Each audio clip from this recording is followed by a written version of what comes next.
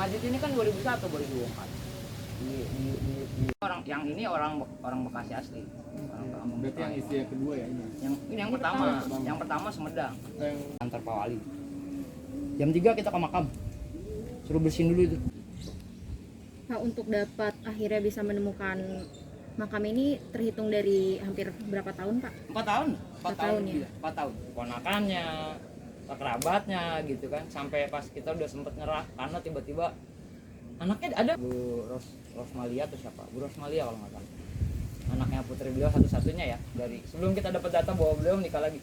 Ini putri satu-satunya dari anak beliau dapat lagi ponakannya.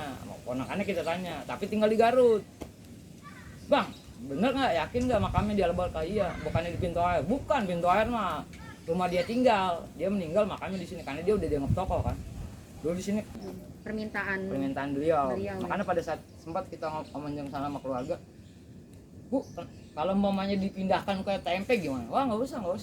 Kak, menurut ibu, kira kita dapat nemu tokoh. Kalau buat saya tokoh penting ya. Jadi nggak cuma sekedar di Bekasi, ke tokoh di Bekasi. Kadang-kadang yang buat saya miris itu cucunya pun ke keluarganya dari awal kita telepon, mereka cuma bilang, buat apa ya? Untuk apa? Saya cuma tahu kakek saya tentara, nggak tahu perjuangannya kayak tahu. Cucunya tahu makanya di sini, tapi perannya apa buat, terutama buat Bekasi gitu, dia bahkan nggak tahu kakek kan gitu. Tapi dia nggak tahu pada saat kita jelasin, ini loh peran kakeknya ketua DPRD Bekasi yang termasuk membentuk demo besar-besaran warga Bekasi tahun 50, dia pelopornya. Mereka baru nggak, oh kakek saya segitu besarnya perannya gitu, nggak cuman tentara doang gitu. Itu doang sebenarnya. Pas jadinya ya. Karena saya pas lompat dari situ, tadinya ini alang-alang nih. Oh, jadi gitu tuh. Alang-alang. Ini ketutup sama alang-alang. Tahu ada makam tapi ada alang-alang jadi Di situ. Ya. Kita mikirnya karena dia tokoh, biasanya pasti di tengah kan. Awal-awal ya. Apa saya habis izin, masa iya dia tahun 60-an meninggal, dari masuk pintu itu langsung ke sini. Lah, ini makamnya gitu. Ya buat saya alhamdulillah, terus kepengenan saya supaya beliau dihargain selayaknya tercapai lah. Udah itu aja sebenarnya. Enggak ada niat lain. Sudah wajar buat saya dia harus dihargain selayaknya gitu. Enggak cuma tokoh lokal se-Bekasi, tapi udah jadi tokoh nasional. Tentara yang mengajuin. Karena kalau dari daerah sudah terlalu banyak. Nanti ada izin kami ngajak video lagi. Ayo, bentar. Pak, nanti izin kan tadi baru ini video, nanti Bapak kita videoin sendiri. Boleh. Ada masalah, boleh. Nah, udah kayak gini, udah kelihatan, udah Ya, jelas, udah orang akhirnya dari awal ya menemukan ini. buka aja ya jauh ini ya. Udah pengap. Jadi saya bukan menemukan sih sebenarnya, mengungkap makam beliau itu dari 2017. Saya juga akhirnya agak nggak bisa bilang saya menemukan karena sebenarnya makam ini udah nggak kemana-mana. Dari tahun 61 makam ini ada di sini. Yang jadi masalah adalah orang Bekasi nggak atau tidak, kan itu aja sebenarnya.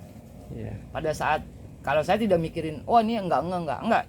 Saya mikirin ini makam, kalaupun orang ini penting, karena kita sering baca ada beberapa literatur tentang dia, kiprahnya di mana, sebagai apa segala macam, dan ada nama jalannya. Minimal orang ini penting gitu, dan datanya ada gitu. Dia sebagai tokoh penting di Bekasi. Pada saat saya telusuri lagi, dia bukan hanya penting di Bekasi, tapi dia penting di tingkat nasional. Kenapa? Karena dia salah satu pendiri Angkatan Laut. Dia ikut rapat di Jakarta bersama Raden Marta Dinata dan anak-anak sekolah maritim Jepang sekarang jadi STM Budi Tomo di Jakarta. Dan dia orang pertama yang mendirikan markas BKR Laut di Tanjung Priuk dan bertempur dengan tentara Inggris di Tanjung Priuk 9 Oktober 45. Kemudian kali kita bikin acara di Bekasi, kita nggak nemu nih makam beliau karena biasanya kita sowan, nyekar gitu, minta izin lah sebagai bentuk penghormatan bahwa kita akan mainin ceritanya beliau dulu gitu. Tapi kita nggak pernah nemu sampai akhirnya kita telusuri pelan-pelan. Saya sama temen Randy Wirayuda namanya, Itu kita telusuri satu-satu, siapa anaknya, siapa ponakannya, siapa yang pernah hidup sama beliau. Simpang siur tuh, ada yang anaknya udah meninggal, akhirnya cuma satu anak udah meninggal, ya sudahlah. Akhirnya dapat kabar bahwa beliau ini makamnya di Al-Barkah, di depan Masjid Tanah Wakaf. Tapi saya udah 4 kali kemari nggak ketemu. Mungkin karena nggak izin kali ya, saya lompat-lompat pagar, nggak disetujui juga kali ya. Terus akhirnya hari Minggu itu sebulan lalu saya izin sama yang jaga Tanah Wakaf, boleh masuk aja gitu, kalau ketemu nanti bilang. Ya akhirnya dilalah, saya masuk langsung ambil ke kanan pojok, nemu makam beliau. Dan baru saya lapor ke temen, ke beberapa penggiat sejarah di Bekasi, dan akhirnya Pak Wali Kota tahu. Ya Pak Wali Kota akhirnya kemari 2 hari kemudian setelah saya nemuin makam ini gitu. Rencana ke depan makamnya mau diapain, Bang? Rencana ke depan mungkin kerjasama antara Pemkot Bekasi dan Dinas Sejarah Angkatan Laut, makam ini akan dipugar, diperbaiki. Kemudian selanjutnya mudah-mudahan ada monumen tentang beliau di Bekasi, karena berarti ini salah satu tokoh Angkatan Laut pernah hidup dan meninggal di Bekasi gitu.